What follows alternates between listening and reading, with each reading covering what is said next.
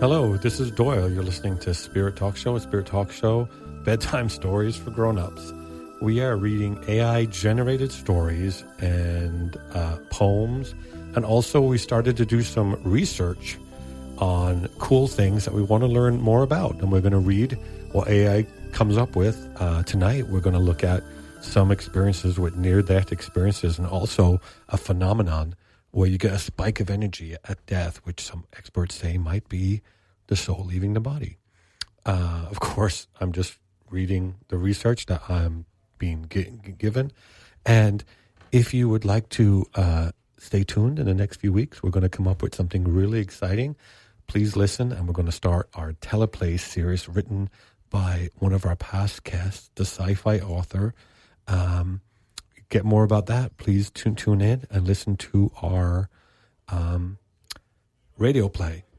SpiritTalkShow.com. Go there. You can learn everything about our show, where to listen, all the information about the show. And, of course, we like to have friends in the studio with us. And today we have my friend, Hudson Reyes. Hey, Hudson. Thanks for coming in. Thanks for having me. So you live around here, right? I do. Technically in the Yuba City area, but kind of. Well, you're not going to live permanently in Yuba City, are you? I would rather not. Yeah. You'd rather not. Where would you like to live? Definitely Midtown. Midtown's the way to go. Okay. And you've lived in Midtown before, right? Yes. Okay. So what would, so you grew up in Yuba City? That's where you were born and you raised in Yeah, born and raised in Yuba. Technically, when I was between 0 and 1 years old, I lived in Stockton for a year, but from 1 to 21 was in Yuba. Cool. So if someone was thinking about moving to Yuba, what advice would you give? Don't do it. Don't do it. Don't do it would probably be my number one advice. Don't move to Yuba. So tell us something that you love. If money was no object, what would Hudson be doing every day? Drinking coffee, an insane amount of coffee, just constantly insane amount of caffeine in me. You might die. I'm talking about a career. What is something really coffee? That's what you'd like to do? I love coffee. Coffee's so much fun. And then I would go to all the fancy coffee shops, and I would hop on little scooters and drive around Midtown and just give a whole review of each one. Yeah. That sounds really fun actually. But we were talking about a career, and that was you want to be a coffee taster? That'd be kind of fun. I mean, why not? Okay. Wow. I thought you were going to say be a writer, be an artist or something. No, I would like to professionally drink coffee. Drink coffee. Yeah. Hopefully someone can pay you to do that. So, but you work here in Sacramento, right? I do, yes. Okay. It's okay. So some people don't like to talk about what they do, but I think you might be looking at a career change, right? I am currently doing some leasing agent stuff, and the apartment world is great, but it's a lot. So considering trying to pivot to the state. So. Yeah, and the apartment is kind of a sales job, right? Very much so. Yeah. I mean, that's really hard. But you're of the age that sales jobs are the jobs that people your age get. So, okay. Well, you know what we do on this show, right? We read stories and read research and stuff like that. And wait, this is a show? We're recording right now? We are recording. You're not just meeting me for coffee. I don't even have coffee. Yeah. I don't even have coffee. I think I've heard of it once or twice. So I wish I liked coffee. There's so many people really like coffee. I like tea, but I love coffee. I'm concerned about that. Love coffee so much. You're sounding like a drug addict. You like coffee that much. Well, I was a barista before I was doing this job, right? No, I did not know that. Yeah. In that big Seattle company? Yes, okay. Unfortunately. Well, it was at a Barnes & Noble, or can I say Barnes & Noble? Yeah, you can say Barnes & Noble.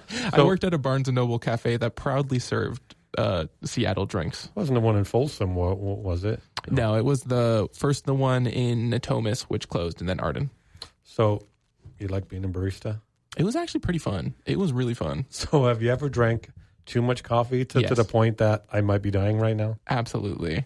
What does that feel like? So when I first started doing the barista thing, I didn't drink coffee at all. And then I went from that to someone showed me later, this is a tasty drink that has a lot of caffeine in it. Yeah. A lot of caffeine meant 4 shots plus a bunch of sugar in it. Mm-hmm.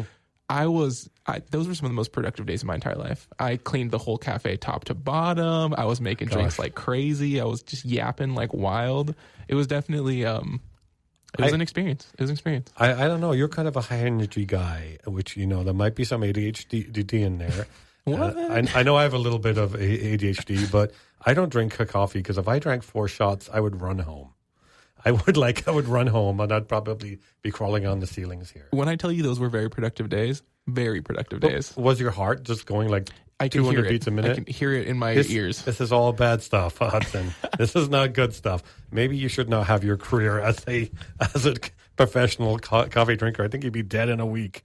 It would be a wild week, though. It'd be a fun week, I'll tell you that. But you're dead afterwards, right? So how great is that? Wow.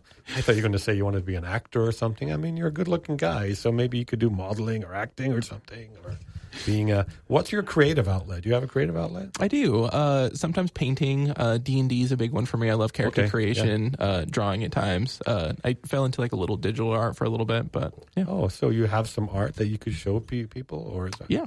Oh, cool. Decent amount, yeah. So are you ready to read a story? We've already spoken for 7 minutes. Are you ready to read a story? Let's do it. Okay, so we are doing, we can't say that am I the a-hole? We can say am I the a-hole. We can't say the other word, right? I don't know if we could say arse, and I just did, so. We'll find out together. Okay. So, the way it's going to work is I'm going to be like the teleprompter. I won't be doing this when you're reading. I will try to move it when you're between paragraphs. So, okay. Are you ready? Is it big enough? I think so. This screen is movable if you want it. Okay, go ahead when you're ready. Right. I read the top one too. The top part. So the prompt here is AITA for walking out of my own engagement dinner after my fiance's surprise, in quotes. Did it need so much surprise? Okay. Yeah. Yeah. You might have overemphasized a little bit. Okay. So last night was supposed to be one of the happiest nights of my life. My fiance, Jake, and I were celebrating our engagement with both of our families at a fancy restaurant. Mm-hmm. Everything was perfect, the decorations, the music, the speeches, until Jake decided to, quote, surprise me.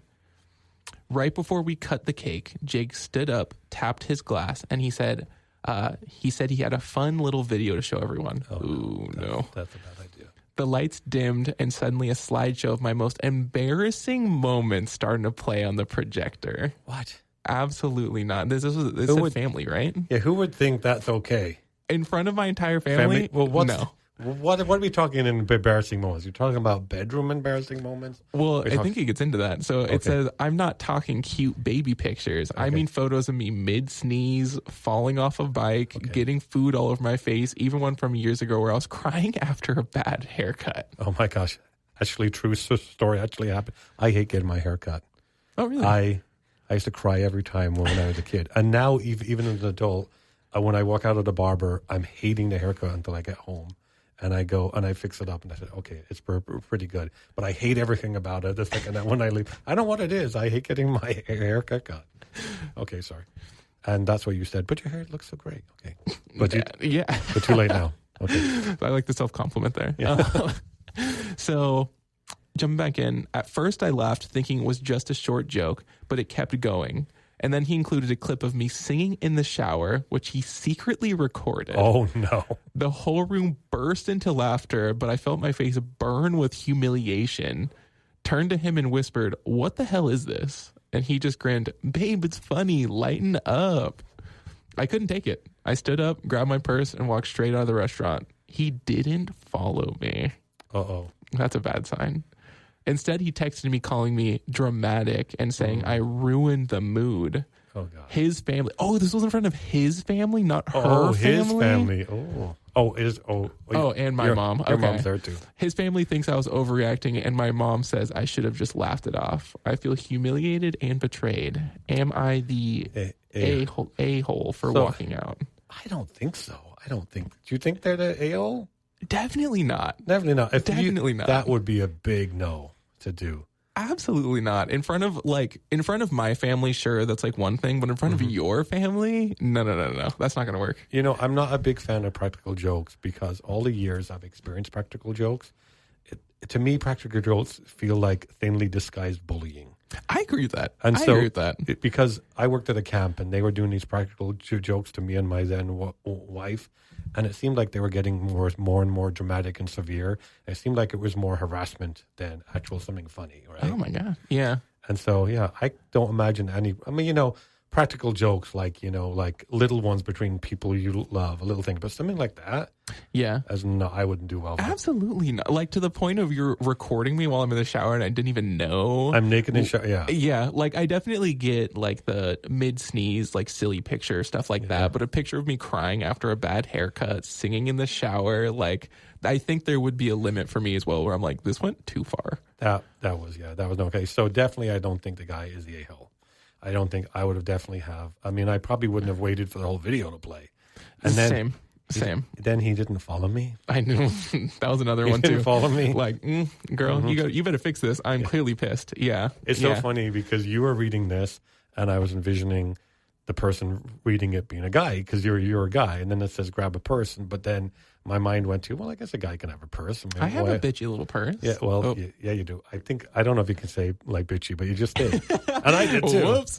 Okay, so now I'm going to read one. Okay, this is so funny. This is not for me, Mo.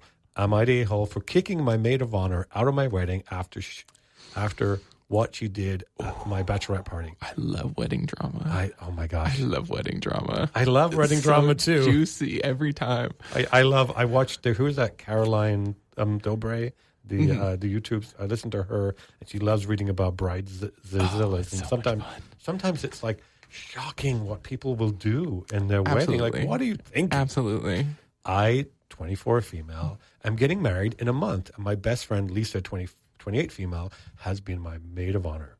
We've been friends since high school, and I thought I could trust her with anything. But what happened at my bachelorette party completely shattered that. Lisa planned the whole night, fancy dinner, bar hopping, and a surprise at the end. I was excited until the surprise turned out to be my ex-boyfriend showing up at the last bar. Oh, my God. No. What is wrong with you? No. At first, I thought it was some kind of sick joke, but Lisa was laughing and saying, come on, it's just a little blast from the past. My ex, the same guy who cheated on me 3 years ago and wrecked my self-esteem, was standing there smirking. Oh, my gosh. Apparently, Lisa thought it would be hilarious to invite him so we could have a final closure moment before the wedding. I was livid. I turned to her and said, are you serious right now? And she shrugged and said, I thought you'd get a kick out of it. I grabbed my stuff, left the bar immediately. Then the next morning, I told Lisa she was no longer my maid of honor. She flipped out, saying I was overreacting and that it was just a joke. A few of our mutual friends were siding with her, saying I ruined the night over nothing. My fiance fully supports me, but now I'm second-guessing myself. Am I the a-hole for cutting her out of my wedding? Definitely not. That's a big no. Definitely not. What would you be thinking? My ex? First of all, exes at a wedding are always like a question mark in general because who knows? It'll just get weird. But on top of that, it's not even like it was like a clean cut or like something easy, like wrecked my self-esteem, cheated on me three times. Oh my gosh. I mean, that seems like a frenemy, right? She's a friend who really I would think that too. I also think that too. I mean, I would go as an ex. I would go to I was going to go to my ex-wife's wedding when she married the next guy, right? Because my kids were in it, and I thought, well, I'd go there too, but I ended up not being invited. But that's okay. I didn't want to be invited. I mean, and you're not salty at all. I'll take it. No, I'm not salty at all about it. She can have them. Okay, so now this is one for you because it says another one gay themed because you're a little gay themed, so. Just me? Yeah. I'm the straightest person I know. So wow. I don't know what to tell you. What kind of people do you know? You need to get out more, baby. Okay. Yeah. Well, I mean, you could pass. You're passable. Ish. Okay. I'm passable until I start talking, and then my arms start moving, and then it becomes a problem. And then people see your little purse. And then they see my little purse, yeah. Your little purse, your mirth. Exactly. My little mirth, yeah. Okay, wow. Okay, so here's one for you. All right, so am I the a-hole for walking out of my boyfriend's family or walking out after my boyfriend's family kept calling me his quote-unquote friend? Sorry. Yeah. So I, 26 male, have been dating my boyfriend Luke, 27 male, for almost 3 years. Ooh, I already see where this is going. We live together, have a dog, Chomps. and are basically a dog named Chomps. Yeah. And are basically planning our future. His family has been nice to me, but in a very don't rock the boat kind of way. It's funny. Luke came out to them years ago, and while they, quote, accepted it, they never really acknowledged it. It still introduced me as Luke's friend at family's gathering, never ask about our life together, and act like we're just two roommates who happen to be really close. They were roommates. Roommates, yeah. That's what people were in the 60s when they lived together. Like Bert and Ernie were roommates, yeah, right? just roommates. Just roommates. Yeah. And they lived but they slept in the same room, you know? Mm-hmm. Yeah. Anyway, last weekend, we were at his mom's birthday party, our birthday dinner. Everything was going fine until his aunt looked at us and said, "So do you two still live together?" Before I could respond, his mom quickly jumped in with, "Oh yes, they're such good friends and are always looking out for each other." Looking at each other. Yeah, more like, I felt my stomach drop. After 3 years, I was just a friend to them. So I looked at her and said, "Actually, I'm his boyfriend. Have been for years." She laughed nervously and went, "Oh, honey, we know, but there's no need to make a big deal out of it." Yes, there is. I turned to Luke, waiting for him to say something, to stand up for me, but he just sighed and mumbled, "Babe, let's just go." I felt like an idiot, like I was some shameful secret. So I stood up, told them I was done being treated like an invisible boyfriend, and left. Luke came home after saying I embarrassed him and that I should understand his family is just old-fashioned. Yeah. Now he's mad at me, and his mom kept texting about how I overreacted. Am I the a-hole for not letting them keep pretending I'm just his friend? Well, I don't think he's the a-hole, but I think the bigger problem here is his boyfriend's reaction. I agree with that. I mean, do agree with that. That's a big problem. If you're with someone for 3 years, and because this happened to a friend of mine, they've been married for 10 years, and they've been together for years, and his family is like pretty conservative. Mm-hmm. And they were over the house at Christmas, and they introduced his husband as his friend of 10 years married. But thank God, unlike this guy, the reaction to this to his parents was, "No, this is my husband. Mm-hmm. We've been together." Like she basically, "No, that's not okay. That's not going to happen." Wow, yeah, that's awful. And like he's now mad at me because I embarrassed him. Like, no, your mom embarrassed us, and I had to put a stamp on it because I'm not going to be a secret boyfriend. That's super disrespectful. Yeah. For 3 years. Would you ever be in a relationship with someone who said, "My family's old-fashioned, we can't talk about it"? Would you ever? I think I would be potentially okay with that. Like, it's not a deal breaker for me or anything, but I do think it would hurt. And if in this situation, like, I'm hurt, as long as my partner's on my side and is comforting me, that's one thing. But for my partner to also flip around and say, "I embarrassed you and you shouldn't react like that," like, that's super, like, make me feel valid. You know, it's fair to want to be gay, like to want to feel comfortable being gay around people. But it's also indicative of the community and how gay is still really not okay. Because I have a friend who's a gay man in Stockton, in Modesto, and he has a son. Mm-hmm. And this guy is involved in the school board, former Army soldier, very well loved. He works for the school, like the district, and he says, "Everybody accepts me, but we're not invited to the barbecues. We're not invited to the dinner parties. Mm-hmm. My son's not invited to every birthday party." Mm-hmm. So they say they're okay with it, but their actions are not really okay with it. Yeah, it definitely still has an amount of just discomfort, and or people are still not 100% okay with it. And even being in California, you still pop up here and there, you know? And, it's all people cite religious reasons when actually the word homosexual didn't appear in the Bible till the 40s. Crazy. And the word homosexual comes from the Greek word for, this is not what the word homosexual means, but they translated the Greek word man who wants to be with boys, like unconsensual. Mm-hmm. They call that person homosexual. They translated that as homosexual in the Bible. Basically, we're talking about a pedophile, right? Yeah. But so that's why people still associate. I mean, even in my career, people have said, "Are you okay with his teacher being gay?" It's like even parents have said that. So that's a kid. That is a kid. It does not matter the gender. That's a child in today's world. But I'm saying is like, but their inclination was the teacher's gay. They're gonna somehow corrupt your child. No. Do you think the straight ones are gonna corrupt the children too? Actually, like no, straight ones do actually. So exactly. So here's my one. Okay, am I the a-hole for refusing to tone it down at my boyfriend's family wedding? More wedding drama. I, 24 male, have been dating my boyfriend Ryan, male 30, for almost 2 years. His family knows he's gay. They don't exactly embrace it. They're polite to me, but there's always an unspoken rule that we shouldn't be too obvious around them. It's kind of the same theme as the last. Hate it. Yeah.